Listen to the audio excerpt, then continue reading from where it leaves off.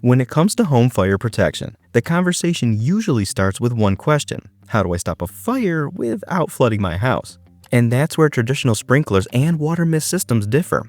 So, before you let your builder just install the standard, here's what you need to know. Let's start with traditional fire sprinklers, as that's what most of us picture. These systems release large water droplets at low pressure, essentially soaking everything to cool the fire. They work, but there's a catch nobody talks about until it happens. The water that comes out first, it isn't clean. Because these are closed, stagnant systems, that first discharge is usually dark, iron-infused water that's been sitting in your pipes. It clears up as it flows, but by then, everything the fire hasn't destroyed ends up ruined. The other thing, and this surprises a lot of homeowners, is that 52% of sprinkler failures happen because someone shut off the water supply. If your system has a separate control valve from your main plumbing, you might not even realize it's off until there's an actual fire. And that's why monthly checks are recommended, just to ensure the control valves are open.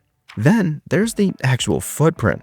Traditional sprinklers aren't subtle. You're looking at bulky pipes and, in many cases, a dedicated water tank taking up space. For a new building, you can just hide all that in the blueprints, but it's a massive factor to plan for. Now, water mist systems take a completely different approach. Instead of just soaking the room, it uses high pressure to create ultrafine droplets. We're talking 200 to 500 microns. Because the droplets are so small, they evaporate quickly, absorbing heat faster and creating steam. And that's what displaces the oxygen feeding the fire, stopping it more rapidly and with less water.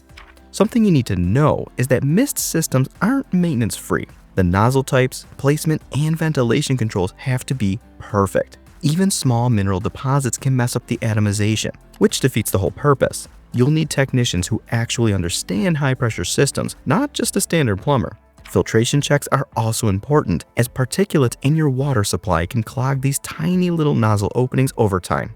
So, which one should you actually get?